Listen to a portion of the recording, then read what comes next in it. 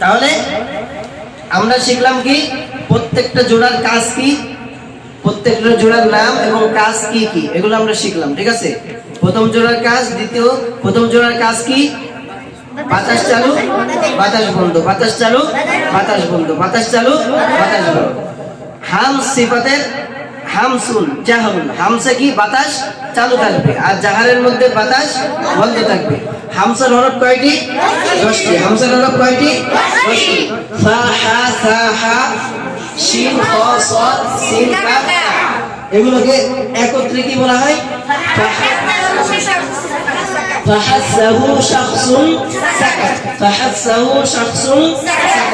হরফগুলো আমরা পৃথকভাবে আবার বলি, ফা হা সা হা শিন খ সাদ সিন কাফ তা। ফা হা সা হা শিন খ সাদ সিন কাফ তা। হামস এটা কি প্রথম জোড়া, প্রথম জোড়ার কাজ কি? বাতাস চালু বাতাস বন্ধ। হামসে বাতাস চালু হয় কিসের কারণে?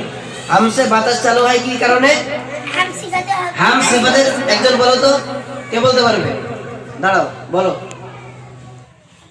বলো। হাম সিফাতের হরফগুলি আদায় করার সময় জিহ্বার তার মাখরাজে আস্তে ধাক্কা লাগার কারণে বাতাস চালু হয়, শ্বাস জারি হয় এবং কি আওয়াজ ছোট হয়। ঠিক আছে, বাতাস জারি হয় এবং কি আওয়াজ ছোট হয়। ঠিক আছে, হাম সিফাতের হরফগুলো আদায় করার সময় তার মাখরাজে কিভাবে ধাক্কা লাগে?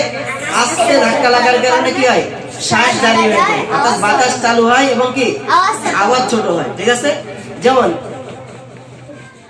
কি আত আত ইদা শামসু কুওয়িরাত, ইদা শামসু কুওয়িরাত।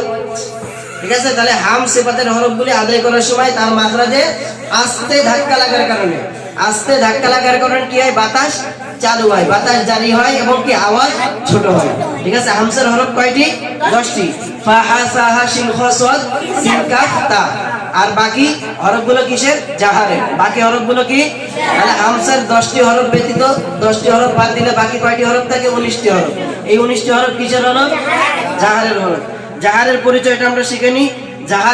জাহার সিফাতের হরফগুলি আদায় করার সময় তার মাখরাজে জোরে ধাক্কা লাগার কারণে শ্বাস কি হয়? বন্ধ হয়ে যায় এবং আওয়াজ বন্ধ হয়। শ্বাস কি হয়? শ্বাস বন্ধ হয়ে যায় এবং আওয়াজটা কি হয়? বন্ধ হয়ে যায়। ঠিক আছে, আজরুন আজরুন গায়রু মামনুন। ঠিক আছে, এটা হলো কি প্রথম জোড়া। প্রথম জোড়ার কাজ কি? তাহলে বাতাস চালু বাতাস জারি বাতাস বন্ধ, বাতাস চালু বাতাস বন্ধ। মনে থাকবে সবার? ঠিক আছে, পড়ার সময় এইভাবে খেয়াল করে করে পড়বেন। হ্যাঁ।